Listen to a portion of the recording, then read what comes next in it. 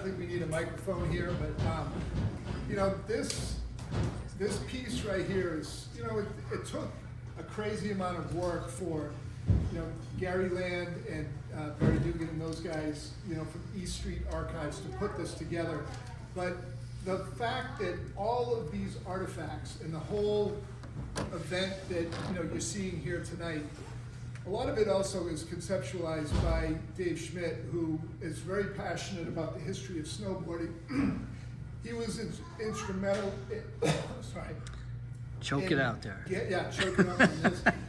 As, you know, the global director of sales, you know, he really saw snowboarding like through these big years as things grew. But the passion for the history of snowboarding and this, you know, have this in Stowe is really important because there's another ski and snowboard museum out in Colorado, but they don't have the roots in the history that this place has. So when you see this collection and these boards and the stories behind them, but then it's also like, who had the foresight? Paul just looked at keeping track of all of this history, like starting lists. There's names of all the people who dropped in on these, like that Suicide 6.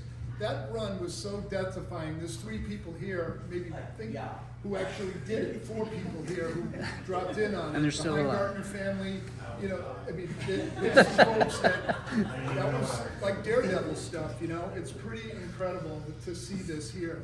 But there's a couple other things about Paul that I just want to put in there too, is that Paul was the first sponsored athlete on a sideways snow sport. He was paid and sponsored by Snurfer.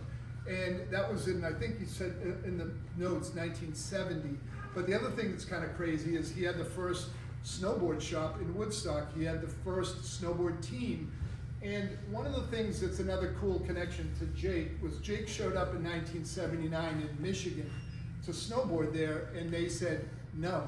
Jake showed up with something that was very different than what other people were riding. He had P-Tex on the bottom, he had these early prototype bindings, and they were like, no, you can't come in. And because Paul had a relationship with Snurfer, they gave him, Jake was allowed to drop in and do in an open class, and people were watching it going like, whoa, okay, this thing's going to another level. So Paul introducing or letting the folks in Michigan see that there was this other path to go on. So, you know, Paul's importance in the kind of the curation of not only this exhibit, but as part of the history of this whole sport, you know, and then the fact that if this wasn't made and this wasn't put together, these are like really important parts of history that just, you know, they're gone. And so, Dave, thank you.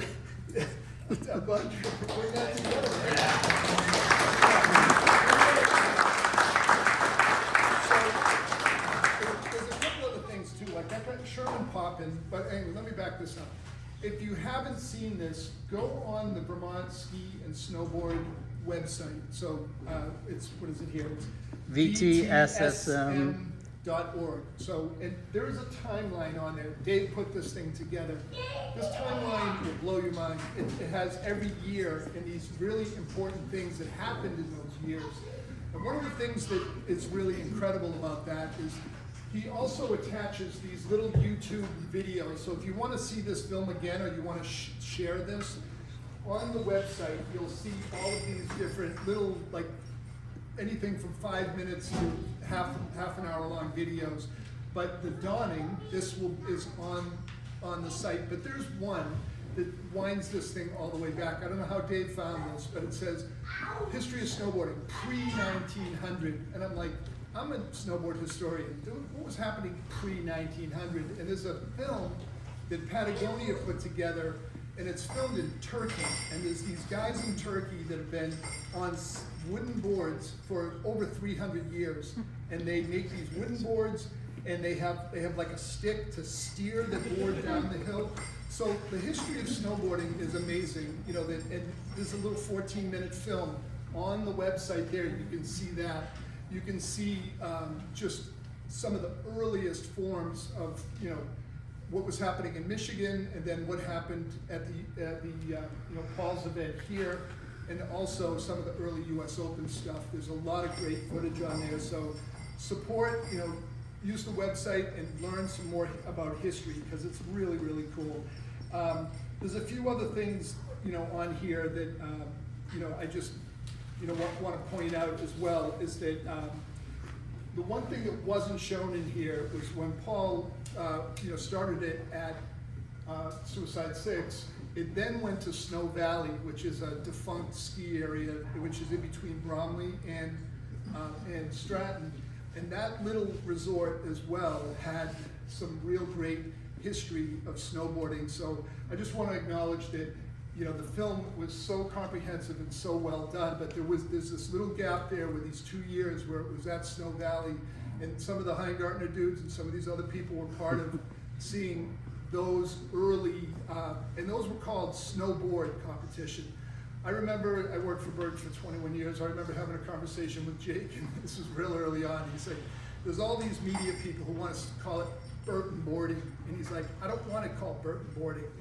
Other people would have said, yes, like I want to be the Kleenex or the Xerox and just own the whole sport. He's like, it will never be a sport if it was only called Burton boarding. So that was really visionary for him to understand that it has to be called snowboarding, not Burton boarding, because it wasn't Burton boarding. There were other people in Utah. Dmitry Milovich was doing some crazy stuff in Utah. Tom Sims was doing some stuff.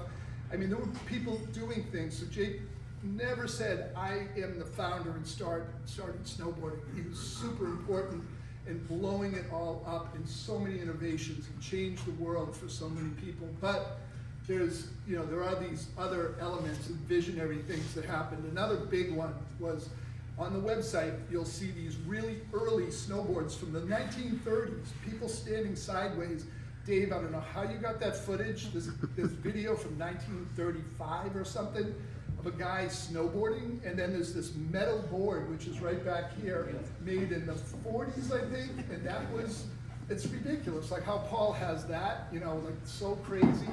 But there was a big problem where the whole industry almost got shut down, and it was when the Burton had to buy the patent. A guy had a patent on snowboards, and the problem, and Burton does not get credit for this, if the wrong person bought that patent, they could have shut the industry down and said, okay, you've been making snowboards for 20 years or 15 years, you have to pay me a royalty of this for all those boards that you made before, and that could have shut the industry down.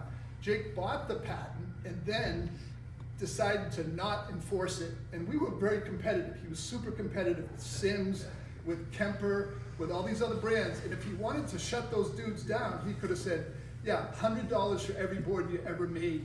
Those guys would be out of business. And there were all these stickers that came out, boycott Burton, you can't patent fun. And it was like, dude, what are you kidding me? Bought the patent, never executed it to shut the industry down.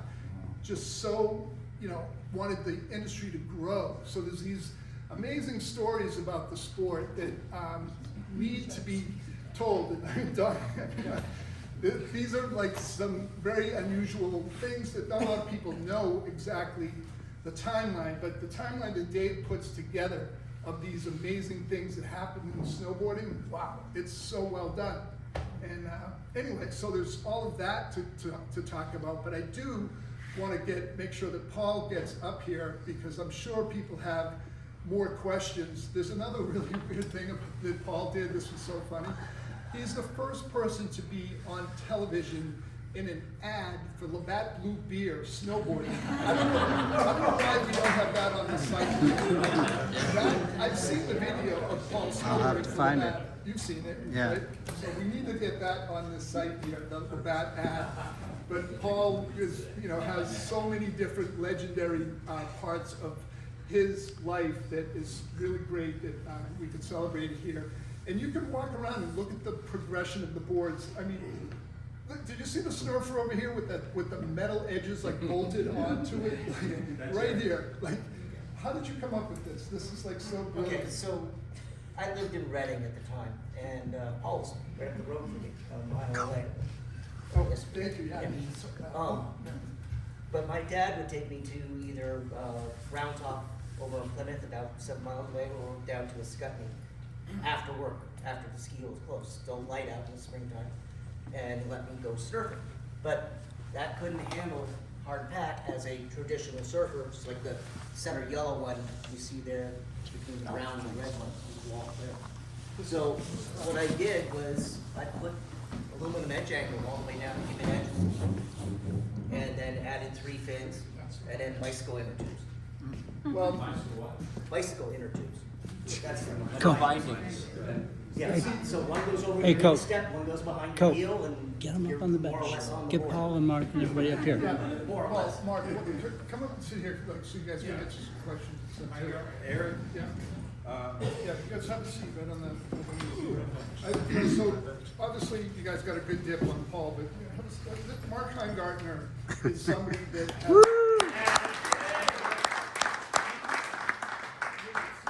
the thing with Mark is if you ever remember way back, he's the star of the old Burton catalogs. He was always, kind of the one that was so photogenic. And this photographer right here, Hubert Schriebel from Stratton, he loved working with Mark, shooting photos. But another thing with Mark that was pretty cool, and maybe you can tell a story about this, was getting Stratton to be the first real ski area to allow snowboarding, and Mark and Coughlin and Jake. If you want to tell some stories about how that whole thing came together, because that changed the whole game. Yeah, thanks. I was thinking about that just the other day since Paul and Dave asked me to come and talk. And so there was a time before Stratton let us go up the hill, like when we were riding at Snow Valley, because after Suicide 6 event, like you guys mentioned, Snow Valley let us ride for a couple of years, and they shut down. We were like, we got to go somewhere now. We were used to lifts, and we were used to riding. So on several occasions, Jake and I used to hike up in the morning before they let us ride, the season before they let us ride, we were still at Snow Valley. We used to hike up in the morning before the lifts started running. So when the lifts started running, who's the first one up? The ski patrol. The ski patrol would see me, Jake, and a couple of other guys riding down the main road right there, the main trail right there at Stratton, and we were just proving to them before we even had a formal invitation to come and ride for them that we could control it.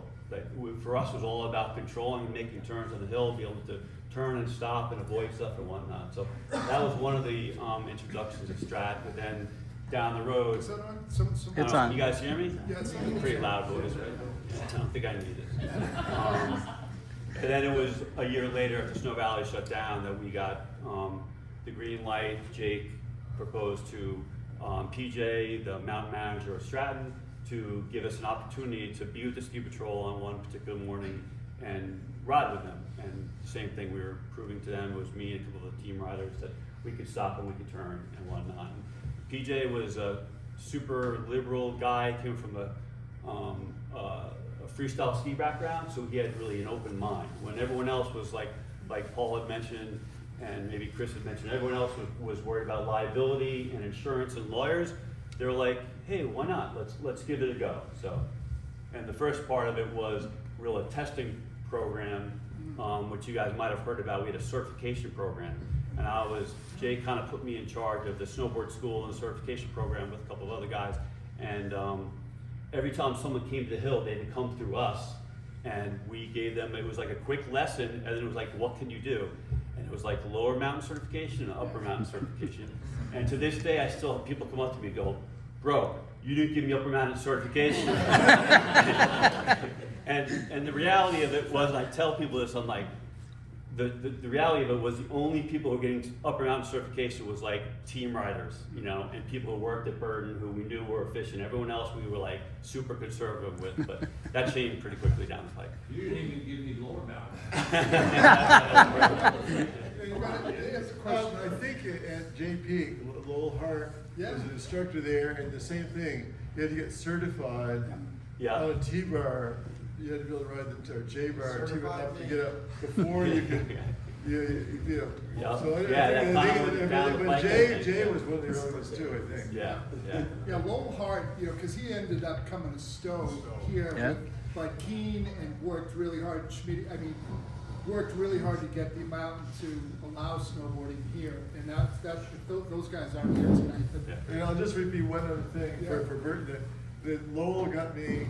Burton gave us a board for the year to make it more popular at Sugarbush and in Norwich ski area, and like, and then you just send it back to Burton so they can look and see how it, worked. But that was part of Lowell and Burton's way of getting it out there to get on. The thing I want to bring up that's really important too, and Mark is like, if you look at the millions concentric circle of people who snowboard, it's almost like it all comes down to, it's just like a cell, like when a baby is being born. One person had to teach another person, had to teach another person, and then another one. Like the number of millions of people that are like a generation once removed from Mark teaching that person how to snowboard, and then the thing just like exponentially spirals out. Because snowboarding, no one's born knowing how to do it. Someone has to show you how to do it, and that was a big thing. Was with Burton, they always encourage people like, don't just snowboard for yourself, teach someone else. And then when you taught someone else, it was viral. That's why snowboarding just exploded, because instruction was really important. Burton was always focused on little kids, women, like all types of people, getting them to try the sport. Whereas the other brands, they were just focused on making their product and selling. Burton was trying to build this base of teaching people, and that's how the sport was gonna grow, was one person was gonna teach another. And that's, Mark started like this, all these programs of teaching, instruction, and that's how the foundation was built. And it was really amazing. That was a big investment on Burton's part to do that. He glossed over what he did, but Yeah. the instruction programs was such a major game-changing moment, because you were proving to the ski industry that you can make money off snowboarding too. So, and Well, Chuck, and I was- you should be up here. Come on up, Chuck. And the I was a young guy in the room coming to talk to ski area managers when I wasn't with Jake. And like I'd be traveling out west or something, just asking resorts if we could ride there. And it wasn't always the best fit, because they just looked at me as like I was like in my early 20s and like kind of a young, immature dude or whatever they He might was a have thought. total stud. But, This is another one about Mark, so that you know this. Mark went over to Europe, and like the Europeans, snowboarding was heavily like alpine focused, like slalom and giant slalom and all this. And Mark went over there, and this guy Jose Fernandez, a little shot of him in there, he was like a rock star in Europe.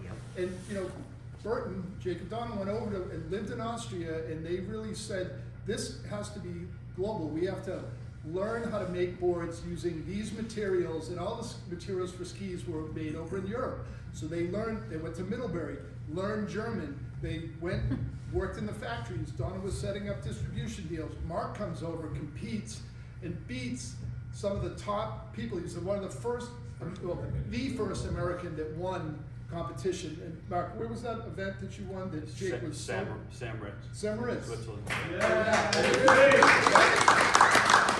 might have heard of that little hill. That's a big deal, to go over there. So Mark's roots are as deep as they go with the sport. But if I could, since like everyone said just for a moment, if I could talk about some of the people I know in the room who obviously made the most impact in the industry. It goes without saying, because most people I look around here are probably local from Stowe, and no one's done more in this room since that 82 event that you put on than Donna Carpenter. Yeah. A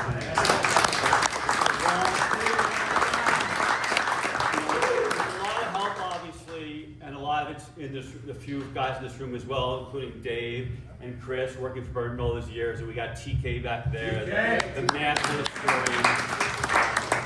And the other thing I want to say at the moment too, if you haven't seen the Labatt's commercial that Paul was in, it's legendary. It's sick. It's one of the most impressive things. Like I always think about, every time I see him, like, yo, that Labatt's commercial is legit. Like, and that was like, no one was like commercializing standing sideways and surfing on snow, and he ended up in an air with a couple of other people, and it's super cool to see. It's in the trees, and there's POW, and like. I have to make a comment about the commercial. What you saw in the documentary, my dad got none of it.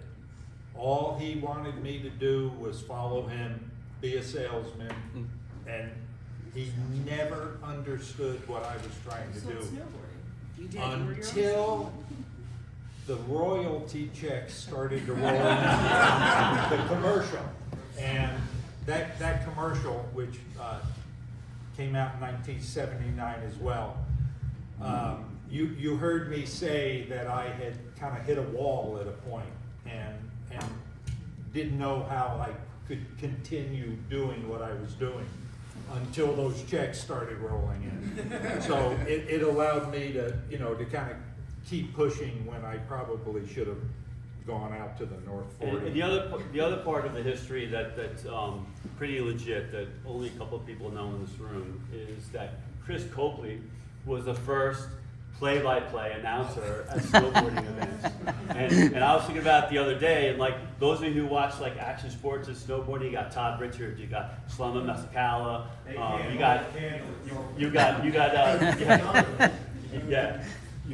got Jack Matrani. Like these guys are awesome, but like no one had it over Chris. The only difference between Chris and them is they're getting paid, and he was like on a modest salary at the time. Well, I tried to get the announcing job for the first Olympics, and they listened to my voice, and they're like, no, this Boston accent, we're not happy. We're not going to announce the Olympics. And I was like, okay. And they had like Jim Rippey and somebody else, and it was terrible. The announcing was terrible. And I was watching it going, anyway.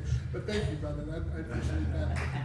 But there's, to make this not so much just a love fest, I mean, they really are. There's like every single person in here could get up here and say, snowboarding changed my life in this way. Like this led to this, led to this. People at the U.S. Open, they're like, I met my wife at the U.S. Open. My kid was conceived at the U.S. Open. I smoked weed with Terrier at the U.S. Open. Whatever it is, like people, it changed their lives. And I just want to say there's this event that happens in 2 weeks from now. It's called Homesick, and it's down at Stratton. And the guy who made this film, his name is, Gary Land and Barry Dugan. Barry used to work for Burton. Those guys put out a book that's like this thick. It's called East Street Archives. I think they have it here. Yeah, there's a copy. An insane collection of photography from the early 90s. Those guys know that there's such a reverence for like what happened at those US Opens. They were so influential and important to so many people's lives. So the last 3 years, they have this event at Stratton. Everybody, all these old school pro riders come. It's phenomenal. So if you want to get a chance to see, like, I hate the word back in the day, but it really, it brings together so many people, such a good vibe, so many good stories. So Gary Land putting this together on his dime, pretty awesome. Then he puts this event on, and he's a big time photographer. I mean, he shoots, Tom Brady, Serena Williams, Tiger Woods, but his passion, where he started, was shooting photos for Eastern Edge magazine. He shot photos down at Killington, and he's like, this is my give back to the sport of snowboarding, because that made me this wildly successful photographer. But he started down there, and here he is putting this film together, which is an important historical documentation that we're all so fortunate, and future generations will be fortunate to go, look at the primitiveness of this product, and look at what's going on right now. How do you go from here to there? Without this, all that would be lost. So it's really, really special that Dave, thank you for putting that together. All of these dudes for. I have one thing to say. When you just talked about changing people's lives, I met Jake in 1974, right out of high school. Had the opportunity to, because of Jake, move to Vermont in 1979. And then in 2005, I moved to Stowe. And this is where, for me, not only just snowboarding in my life, but I met a woman who is, Galen, you here? She's got because of Donna Carpenter, who I was at a dinner, I met Galen, and now 26 years, our oldest daughter's here, our grandson's here somewhere. That changed my life. Yeah. Snowboarding had a lot to do with that. So Donna, thank you, Donna. Thank you. The other thing I want to mention about my brother Chuck is that besides Donna, there's probably no one in the room with more mileage on the snow, standing sideways snowboarding, than Chuck. No, he's north of 70, and he's doing like 40, 50 days a year, and there was not too long ago when he was doing 100 days a year, and you started riding in like 1978. So you do the math, and you know, I think you kind of did, you know, like And Jake was fine. Jake was the one maybe behind. JG, you know, and Donna, but besides that, I think you got it. You got me, I think, you know. How many people have ever ridden 100 days? Anybody in here? Okay, well, There you go. there's a lot. That's amazing. That's super cool. Now, how about this one? How many people were at the first US Open, 85 US Open? Okay, so there's 1, 2, 3, 4. Okay, so, yeah, 5 times. You know, but that's what, you know, the arc of it is just, it's so incredible that every single person in here has incredible stories to tell. I'm looking at people, I'm like, there's Mindy, there's Bobby, they met at Burton. You know, like, there are people that, you know, were like, grew up in a town in Vermont, podunk little town in Vermont. They came and they worked for Burton Snowboards. And one of the reasons we had to leave Manchester was every single person in that town had either worked for Burton, got fired, or was working for Burton. And the talent pool was like really small. And everybody's like, we gotta get out of here. Even though Manchester was great place. But when we came up here to Burlington, and then everything opened up.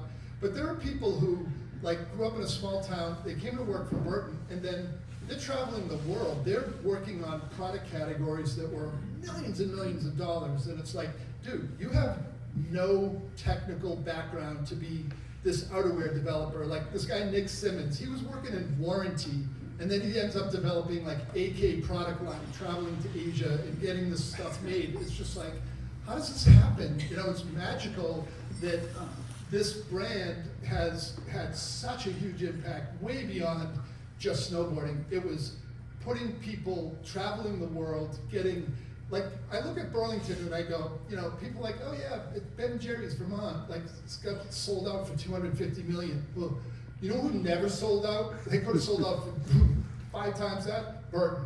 Never took money from the outside. Always an independent company. This is what I'm saying, like, these things that Burton doesn't even get credit for, when people are like, oh, Burton's so corporate, I'm like, are you serious? Like, you don't know what the hell you're talking about, right? It's such a unique company, and when you look at Burlington, all these people who traveled all over the world, they came back and they had different tastes. Clothing, sneakers, hats, music, food. Like, there's no Greek food, there was no, you know, and all this, like, people came back from working for Burton and influenced the whole community, and that because of global travel. And the brand was always global. That's another thing people don't realize. You think just Vermont, but no way. Burton used to produce the catalog in 5 language versions. I think it was 5, maybe more, 6, maybe. Japanese, they would translate it into, you know, Spanish, French, I mean, German. Insane amount of work to translate the catalog. Find my German copy. Yeah, German. I mean, they're super collectible, you know, but that's vision, like visionary brand strategy going, if this thing's gonna grow, it can't just be this US thing. It has to feel like, wow, in Germany, like the riders, the team riders are Burton people, and it's a global company, and that was really, really, really unique for a brand as well. There's so many things about it, but to have it come out of Vermont and stay in Vermont and never get acquired by some bazillion-dollar company that sells the thing out, like, that's special. Like, it's My very kids are unique. committed to taking it over. Yeah. There it is. Hey, Cope, let's do some Q&A. Oh, go, yeah, okay, let's do that. Oh, Paul, go ahead. Let me just say one, and then we're gonna go to you, but Donna just, I read her lips a couple of minutes ago when, I have to tell this, hope you don't mind. At this, no, she reminded me, at that 82 event, and anyways, Jake, I remember I said Jake showed up with his team. Well, Jake also that day showed up with this beautiful young girl, and she stood out to me, who stood out, because she was the only female at this event in a red cashmere sweater with white pearls.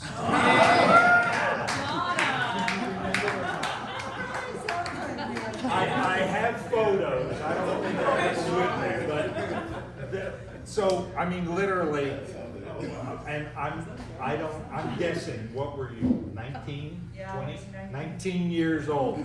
So the girl's got roots. The thing with Donna too, though, like she would hike Bromley at night, and she was doing all of this stuff. So it was like one of the other things about Burton we don't get all the credit for is the brand was always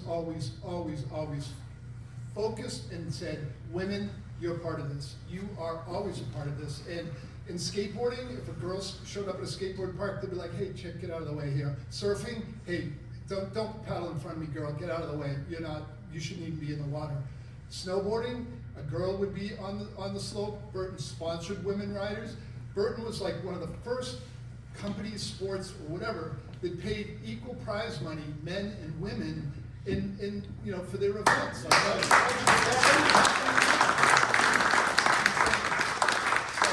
and that came from Jake and Donna saying, "Hey." 1985. There you go. They started paying men and women the same for their US Open. Yep. Shannon. That's incredible. That does not even happen in sports now. So those are some Get her foundations. question. Let's go right here. So back to when you were talking about the certifications, Yeah. and this you kind of alluded to it of like people taught people. My dad and my brother taught me how to snowboard. So, but like back in the old days, like how did people know that they needed to even come to you to get certified? How did they even know that it was a thing that like they could do on the mountain at all? Yeah, no, they didn't really. It was just like you kind of had to like cut Were them you off like at the pass. spying Like, people like you look cool? yeah. No, but they had to. Well, there was a certification pass that we gave them. It was like a laminated, like So they saw ID. people, like, with so them, if you didn't they're have the like, laminated "What's ID, that?" the lifties were supposed to send them to our snowboard school, and then we like get them. Or ski school desk, yeah. Like they had heard of the sport at all, and they were like, "I want to do this," and they were like, "You can't until you talk to this man." Pretty much so. Well, Yeah, you couldn't yeah. get on the lift. If Right. you showed up Plus, at you the board, couldn't they're like, get "No, on the no, you Plus, gotta there go over weren't there." options. I and mean, get it the wasn't whole like you amount, could go to And I'm 50 gonna ski say- areas in Yeah. 1985. Yeah. No, right. Everyone knew Stratton was the spot to go in southern Vermont. Like so after Snow Valley shut down and after Suicide Six didn't let us back, it was. We had Snow established Valley. credit. Like enough Yeah. marketing Yeah, had so- existed to be like Stratton's the place. Yeah, Well, Stratton the was the catalog place. they used to have the list of resorts that you could go to. Yeah. And then even Yeah. like the first magazines, actually Eric brought a couple of ISM magazine, International Snowboard magazines, they're right back here, started in 1985. These are some really vintage, super cool things. And this gentleman right here has the very first Trans World Snowboard magazine, the very first one ever published. He has that one here tonight. So Oh, this cool. is, I love this though. Like, I mean, look at this kid. This dude's wearing this. And to answer your question, This is it. and to answer your question further, like because of those roots at Stratton that Jake and Donna started and Burton started, like it is staged super strong. Like I'll go to resorts and notice the difference between, oh yeah, this is like kind of a snowboard mountain. Stratton has still been really a snowboard mountain like Stowe is now. You head north and it's Stowe. Like for me, I come up here, see family and friends, and I go down there, and like those are two snowboard mountains. Like because of the history, like Burton going to Stratton and then moving to Stowe.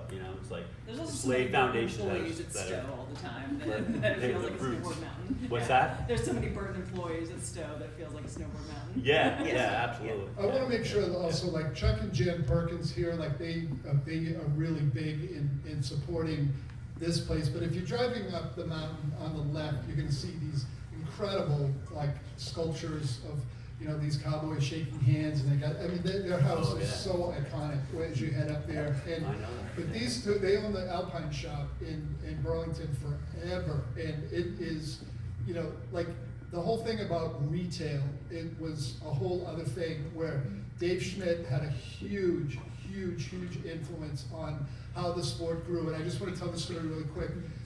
There used to be mail order catalogs where you could buy snowboards, and there was this one called Mad Mike's and all these Yep. ones, and people were just buying so much stuff off of these mail order, because this is before the internet, believe it or not, there was a time before the internet. So people would go like magazines and they would buy stuff off of these, and like Dave was always saying, listen, if we want the retailers to keep putting more and more product in their store, they can't be competing against something crazy like this mail order stuff. And that was a big problem because we could have grown the business, we could have taken huge orders from those mail order companies, and Dave said no. But the bigger move was when every brand was selling online direct, like once the internet hit, and Dave fought Jake tooth and nail to say, we can't sell the hard goods directly online because the retailers will revolt and they'll cut their orders back. And, you know. Harry and Matt Aaron had the same thinking. Well, I'm telling you, Dave was very pioneering in that, and that they held out. Burton didn't sell online direct until 2008, and that's right when I exited Burton. Because I knew I was going to take every bullet we had from the retailers, but really, that helped Burton build trust with the retailer to such an extent where people were making so much money on the brand, and that was because of strategy, very smart sales strategy. So not only was the product great, the warranty was great, the product didn't break, but the company really had the retailers back. But those strategic decisions are, you know, very important things that, you know, sometimes that could get lost. People might not know that. We started our shop in 1963, well before snowboards. Yeah. We're much older than you guys are. And the ski business was dignified in that guys wore sport jackets, women wore dresses, all the ski shows were quite ornate. And then one year, something happened, and snowboards were there. And everybody was horrified, mortified, and we were here in the ski show. They packed everybody way over in what we call the ghetto. And you walked in there, and it was more fun than a barrel of monkeys. The guy, this different displays these kids had. They had Jeeps in there, they had, kids were having sex in, I just walking through there with marijuana. And one day I asked, holy crap, are you in the ghetto?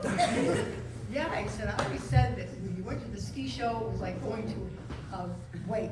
And when you went to the ghetto, what did you say it was? What did An I Irish say? wake or something. You're talking about the show in Vegas, right? Yeah. Oh, yeah. Well, yeah, I remember that.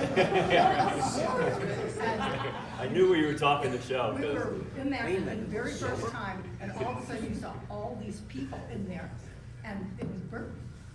Chuck jumped right in line, and we ended up with Burton right that first year. But How many stores did you guys have? You had like 5 stores, right, in the area, like at different locations, Shelburne Road, right? Didn't you had multiple stores? we had multiple stores. Yeah, it was, they were very important in retail. And actually, a funny story about SIA, which is Ski Industries of America. There was this big show in Vegas, and Donna might know the year off the top of her head, but there was a year where Burton this was very early on, got signed up, went to the show, put the boards up, and the head of SIA came by and were like, get out of here. We had a friend who had a booth, and he made tooling out of like ski waxing machines, and he gave us half of his booth. And they physically came and tried to remove us. And they said, you don't belong here, you're not part of the show. And I remember Jake having a tug of war with him. So that was in the ski hall, That was, right? oh yeah, we Yeah. were, yeah. Yeah, so And we stayed. So this is, like, but here's the biggest irony of all. So they told Jake, get those, we don't have toys here, get your toys out of here, you're not part of this show.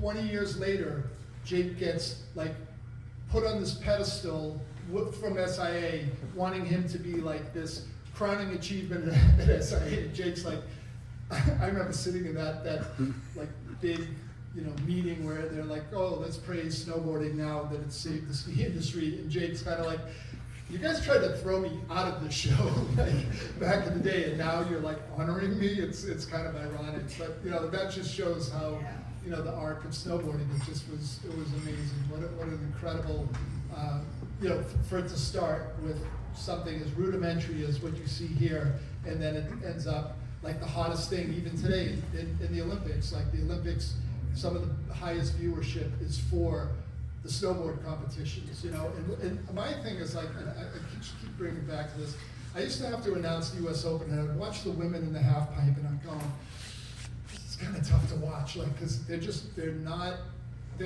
it's not high performance, but they were putting in the effort, and they were going for it, and the crowd was there, and they were behind them, and I watch the Olympics now, and I watch the women in the pipe, and just on rails and stuff, and you go, you have to start somewhere to get where you end up, like what you're seeing right now.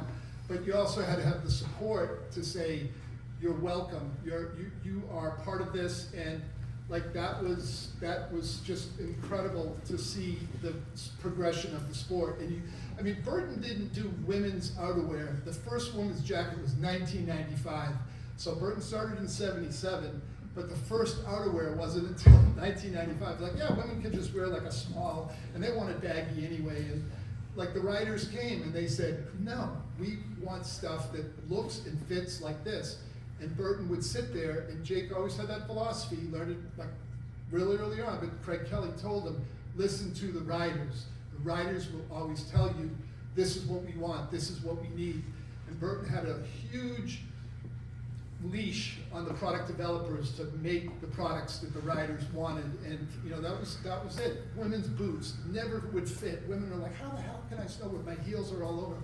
Make a real boot that's narrow, that's the right height, that will fit my foot, instead of just like trying to stuff, you know, a woman's, you know, foot into a man's boot. It just wouldn't work. So all of these like really, really important decisions that really changed product, it changed how the product was sold, it changed how the product was advertised and marketed.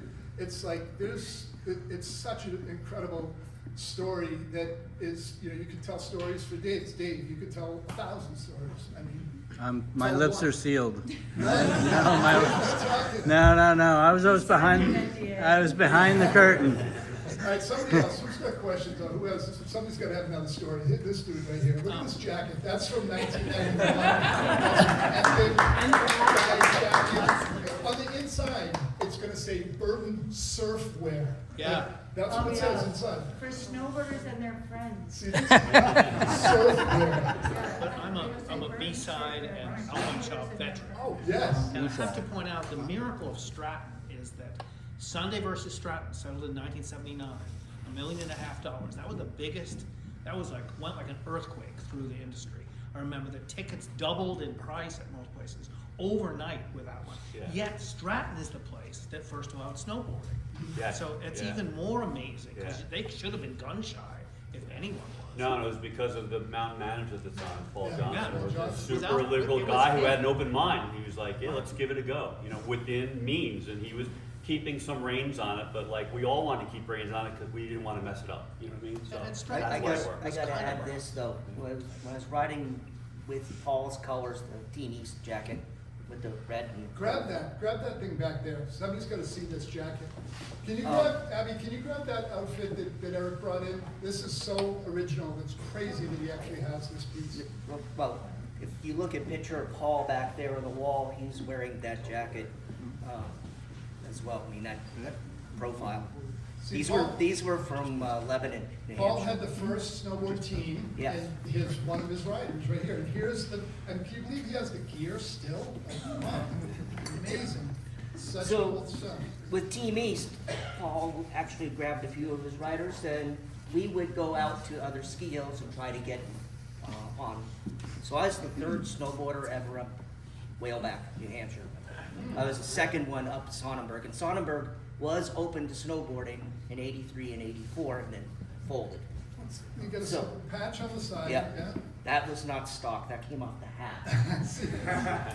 In full disclosure, this was Profile Ski Wear Company, Yes. because there was no Snowboard.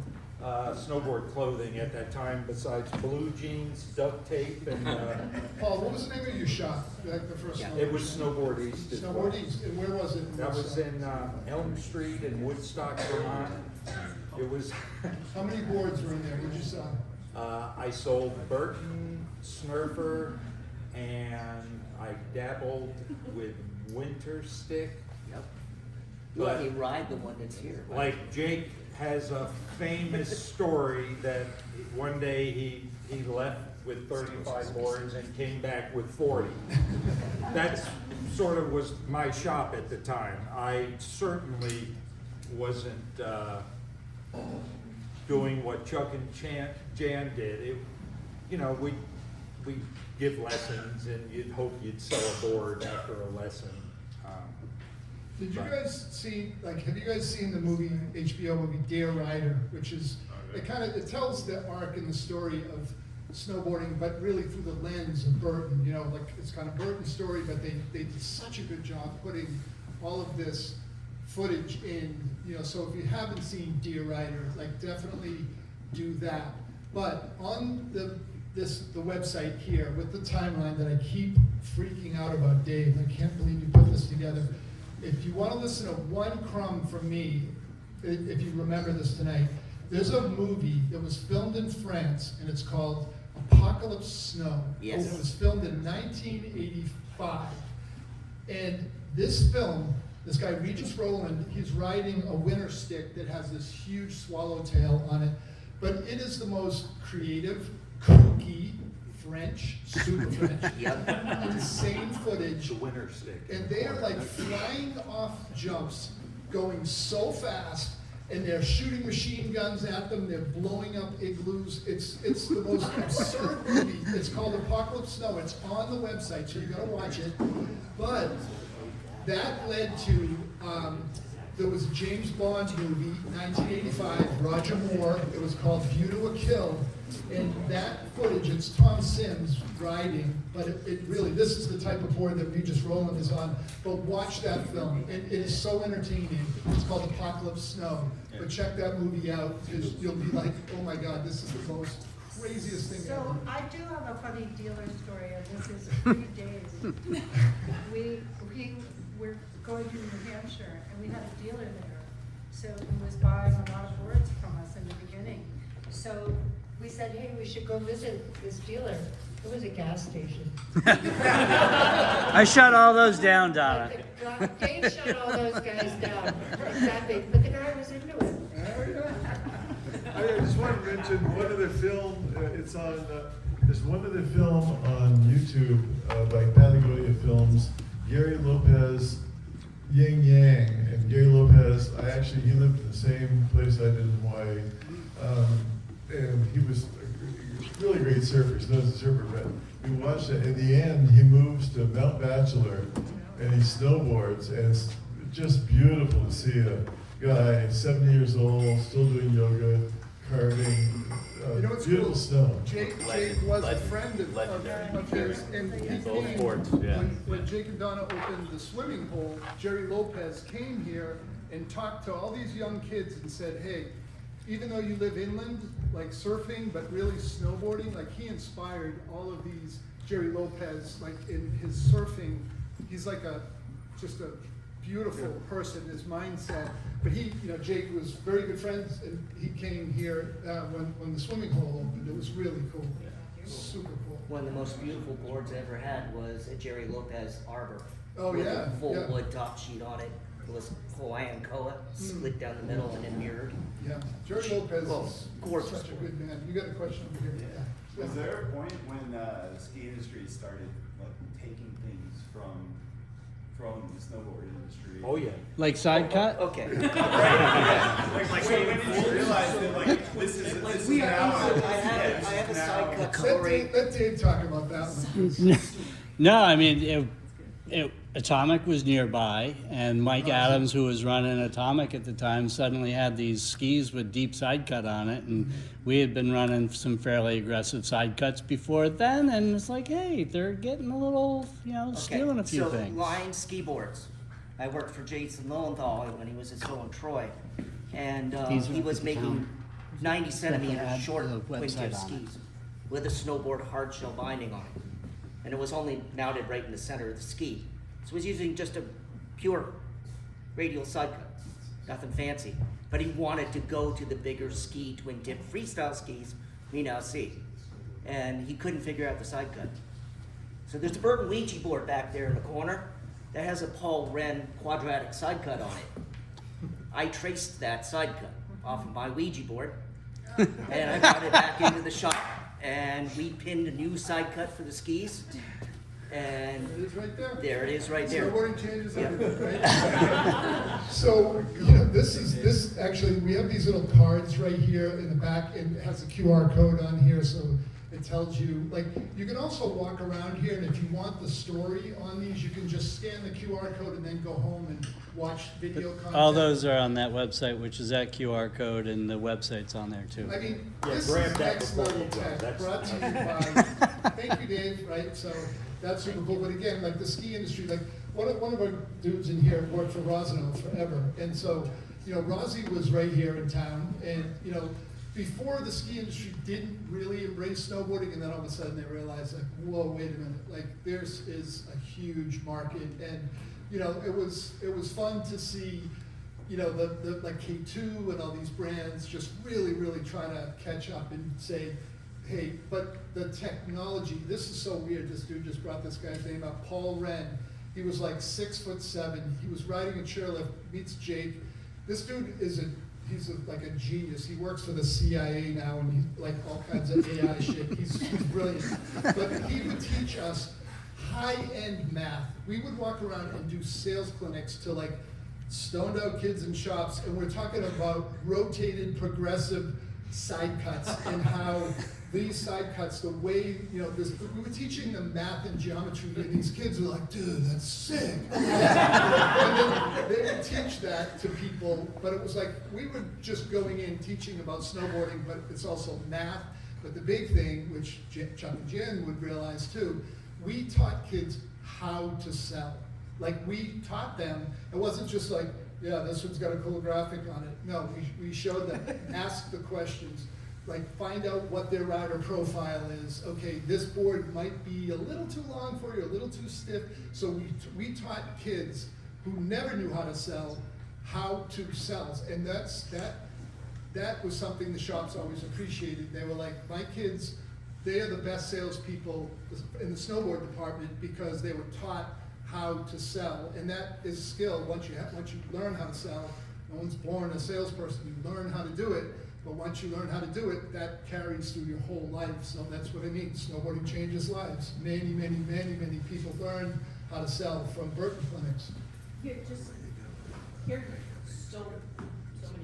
are obviously so influential in the work of this sport. I'm curious if any of you would tell the story of a moment where you realized that the sport was gonna be so big. Right here. Right here. That was Right here. Seriously. like being in a competition at all. No, this was the first nationals. That's what this bib is from. That's what this uniform is from.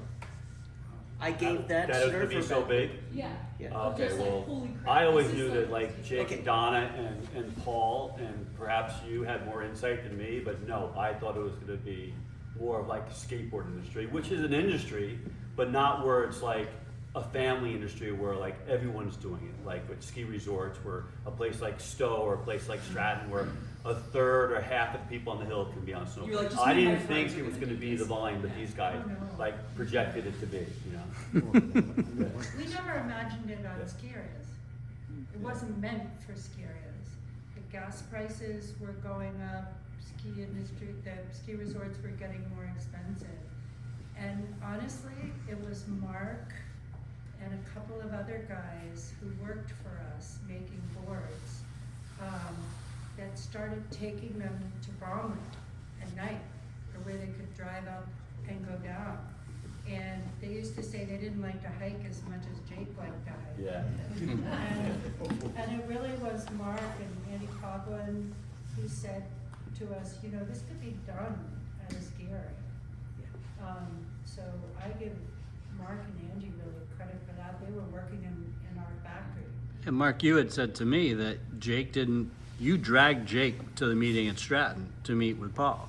He wasn't really into it. By that time, we were looking for another. Yeah, we were after when Snow Valley, like, Yeah, yeah, Snow, we probably would have stayed at Snow Valley for more And years, Snow- but Snow we Valley never shut really- down, and we're like, where are we to go, you know? Snow Valley, anything went. People Yeah. brought toboggans. One time Jake walked up with our golden retriever, and like looked at the guy, and the guy said, "Have a nice ride, pup." So we put the retriever on the list. Anything went, and that's probably why they got shut down. Yeah, in the early days, like 77, I don't know if it's on display, if I missed it, TK probably knows if it's around, but Jake, when he first started, before Don and I knew him, like in 77, because I hadn't met him yet in 77, Chuck might have met him in 77 or something, but anyway, he was selling safaris, like at the shop in Londonderry, and a safari was like, oh, giving you an opportunity to come out with him and Doug Boughton, his other employee and rider, and like go in the back hill, like go for a hike and like go snowboarding. Like, you know, we were doing it. Yeah, surfing safari. We never imagined it at ski. Yeah, so it started like 77 as that, and you know. Well, I want to say with the tie-in on skateboarding, I had grown up as a skateboarder, started skateboarding in 71, and my parents would go back out west where we came from, and I would get to skateboard in California, Oregon, and then I'd come back east and there's nothing to skate on except hills. But I saw the progression. Every year that we would go out there, the guys in California were pushing skateboarding harder, harder, harder. The Hester series for pool and bull riding were just an amazing contests to even watch.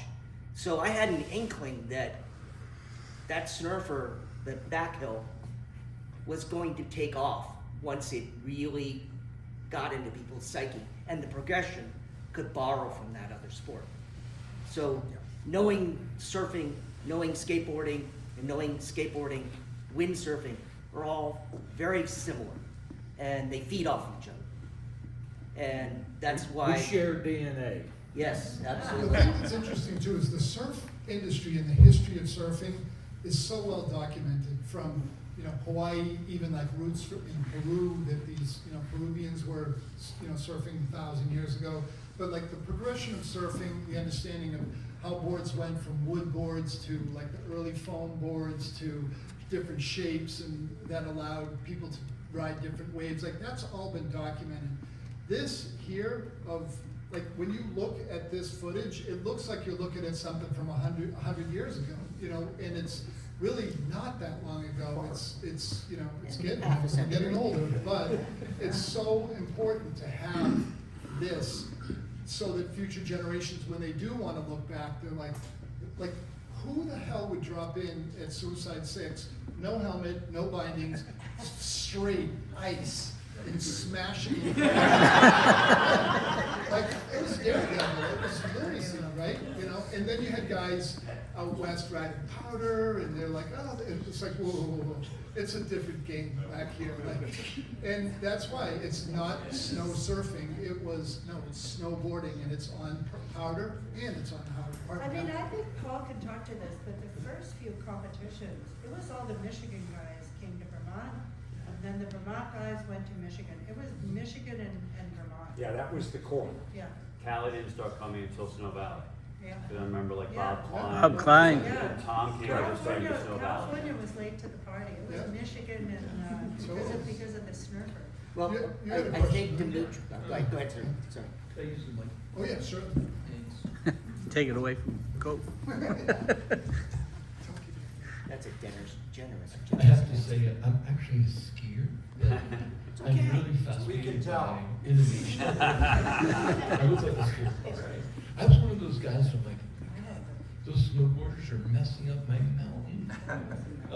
But the thing that fascinates me tonight is the sense of innovation and exploration of kind of like developing a whole new industry out of sort of instinct and sort of iteration and development.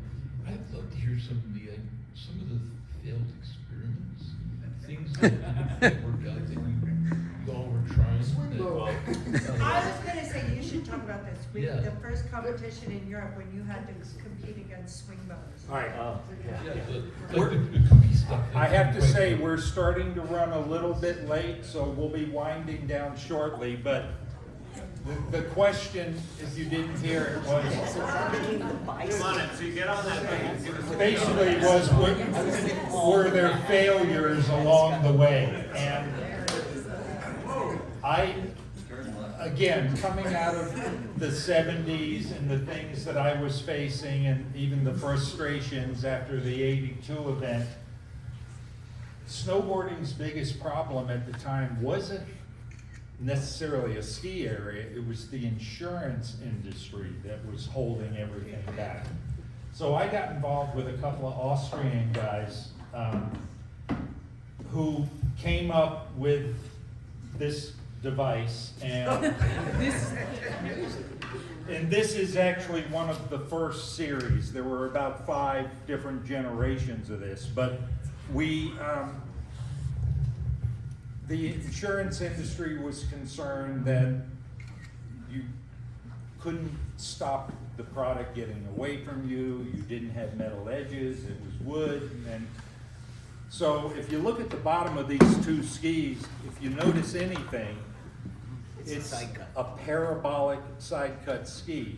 And this was before the ski industry was using parabolic skis. And you rode this like a skateboard. You rode the deck, and as you, Yeah, will you get on it? when you tilted to your heel, this would happen when you go to your toe, and with the parabolic side cut, it was happening, but it was bizarre. It was very heavy. To ride this, to have this thing on your feet going up a big chairlift was painful. But it's still, I say this, and you might disagree, and I respect that, but there was a point in time where the swing bow was huge in Europe and had a huge race series with Grundig as a sponsor. That's where I found Peter Bauer as a, I think Yeah, he was. I negotiated the Grundig deal, and they wouldn't let us have the competition without including the swing bow. And I kept trying to talk them out of it. I kept trying to say, you don't understand, that's going nowhere. Yeah, Grundig wouldn't sponsor without it. yeah. So this was basically a failure. If you guys, None of them threatened us as far as times went, right? I don't remember like being a threat as a competitor. I don't remember like, oh, They they're were gonna never. be right. well, Peter Bauer, who, if you guys are from way back then, there was the PJ, the Peter and Jean Nervant PJ boards. They were the asymmetrical boards. I don't know if you guys remember that era. But Peter Bauer was a world champion swing bow rider. And I'd seen him, like, those things turn sick, amazing carving turns. They're amazing. And Paul was the US distributor, and we do, if any of you guys are nerds and collectors, one of those is on the auction that is coming up. So if you want one of these for your own It's collection, not that you it wanna doesn't try it. work. No, it's It didn't take off like, it wasn't literally as much fun as snowboarding. but it is badass. Like that side cut, you can Can I really. get insured for that? Actually, there's a dude here who's riding at Bolton. Only riding rides swing like boat right no now? boards. And who's the guy? Oh yeah, this dude over here. Bolton lets you ride So, anything. like Bolton Yeah. has a whole cult of people who ride snow skates. That dude's one of them. Jack jumpers, they let you ride jack jumpers. I've got one in my basement. Yeah, no, but anyway, Doug, that failed things, like, is it failed? It's creative, somebody did that. One of the other things that I remember that was really innovative but didn't really work was two-tongue boots, where instead of having the tongue forward, they had tongues on the side, so like when you moved, you had this flexibility, and as innovative as they were, there was not enough support really to, unless you cranked them super tight, so there were like cool ideas that never fully, kind of kept progressing, but there was some very interesting, like, 'cause Most of riders the were- failed product was excluded prior to being on the sales rep, from my experience. Yeah. How Anybody many else people have snowboard? questions? I'm just, tonight, how many people are, call yourself, wow, Oh, yeah. fantastic. Nice. Who else has a question? Somebody else in the back. Yeah. I started snowboarding in 1998 with my dad here, and He's still talking to you? we still go together. I have a little son too, and so I don't get out as much these days. I'm very proud fair weather rider. And, you know, powder is such a big part of snowboarding. And I imagine, you know, like it was new because skiing was all about carving and racing. And, you know, was that part of the beginning for you guys? Were you going out in snowstorms and after snowstorms? Okay, so the back hill Yeah. was my first really wide board. I'd had a flight that was skinnier, was probably one of the Dara brothers' earliest boards. The snurfer just, it worked if you were good with the rope, kind of keep the nose up, but it didn't flex. The back hill, you could flex it and pre-camber it with that rope. You could release it as well. And trust me, in powder, going through the woods, one of those, it's very doable, very doable. You're just knife and turns. I brought a Cruiser 165, which is from '87. It was sitting in the back. They had a beveled bottom to it, which the blue and white Burton Performers were some of the first. I think maybe the Andy Coughlin race board were the first with the V bottom to them. With that V gave it less surface area in the back, and the nose floated even better. But it also rolled from edge to edge very quickly, very easily. I ride battalions. Okay, Like that. yeah. So in terms of maneuvering in the deep snow, it was just pure joy. You could just, and you didn't have to shift your weight to the back of the board. The stance was already, you know, back there. We have Todd Coleman here, who's the archivist for Burton, but this dude knows stories from riders and products forever. Dude, you gotta give us a story. Yes, yes, Don, yes, Don, yes. Don and I and Paul lived it, I know. and Eric and Chuck. But Todd, when I have a question about the history, I refer to Todd. Me too. I don't know a story offhand, but you should come to the Burton facility, Craig Kelly prototype facility, and do tours Monday through Friday at 2 o'clock. I'd love to see you guys there. Yes, That's awesome. And it's one hell of a tour. I'm so passionate. And, like, if you have a question about product, what year was this jacket or this binding or this board?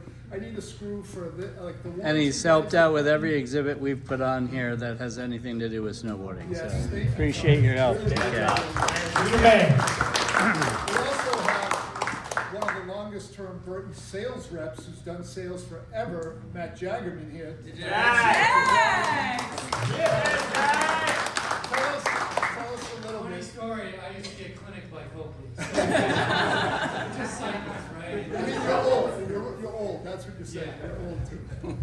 I mean, you were in Portsmouth, New Hampshire. There was a shop called Slackers way back in the day, and I don't know, this dude, that shop sold so much product, but you know, that dude would stand in the store, sell it, and then, you know, he was a sales rep for other brands, and finally he came over to Burton, and it was a great thing because it's a hard job, and he's done it. I did it for 17 years. He's done it for probably over 20 now, right? I mean, incredible. Nice work, brother.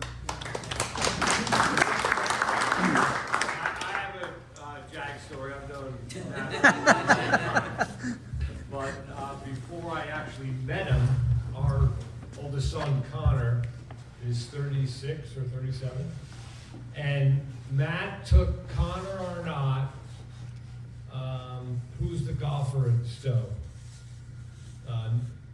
He was the pro. Keith Bennett. And he took these, how old were those kids? Like 10, 11, 12? 11 And he would take them to all these events. To New York City.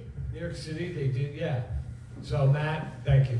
Thanks, Jack. Oh, yeah, I mean, it's okay, right? Like, it's all about the riders, and like, I feel good for every rider that goes in, they're the ones responsible out there to reach the word, they're the ones that always know. They're the ones that inspire people to want to pick up this. And they're still doing that. I'm just there to sell it. We also have Bob Elmergreen and his wife Mindy, both worked at Burton, but Bob's was in the Midwest, and that's a whole other world, like in terms of, talk a little bit about repping and sales in those mountains out there and the passion that people have in these really small mountains, you know? First off, I want to say what's up to TK. We grew up about a half hour from each other, so there's that. The Midwest, the hill I grew up at, is 245 You could like spit down it, you know what I mean? But I grew up riding, I think in '91 was the first time when I went to a hill, or like a mountain, right, because where we lived. And before that was surfing in the Great Lakes. That was the passion, standing sideways. And I'd say probably the most fun story, one of the more influential moments with the Burton time was my first sales meeting in 2004 in Whistler. Growing up in the Midwest, had the pleasure of being close to Coxie, as some of you guys know. Sitting up front, Jake sat right next to me. I'm 20 years old or 21 or whatever. And I'm like, the guy's here, Jake's here, and he's telling me about how this all came to be and the trials and tribulations. And he drew a dollar sign on a cocktail napkin. He's like, I was focused on this. I was way too focused on this. And then he's like, and then I started focusing on the product, and it all came full circle. And that was kind of what stuck with me over those years. But also met my beautiful wife at Burton. Yes. We got 3 little shredders. We all ride as a family, 50 days a year. Nice. Super cool about that. All right, we're close to. We got time for one more, and then, did you want to say something? Oh, okay. Thank you. Thanks, everyone. Pretty amazing. Adam Hofstetter. My whole life's been influenced from snowboarding.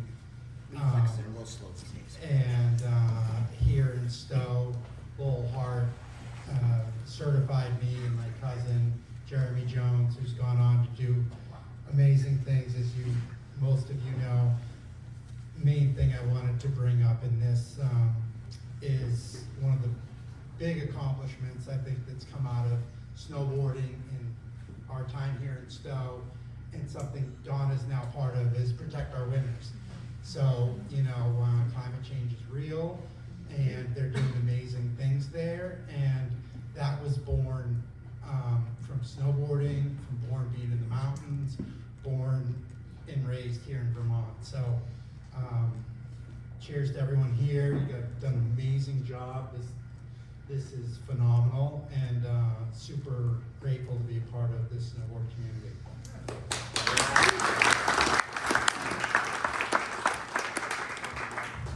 Thanks, Mark. Well, if you haven't learned anything else here tonight, I think you see the passion that the snowboarding community has and shares with each other. And again, thank you all for showing up here tonight.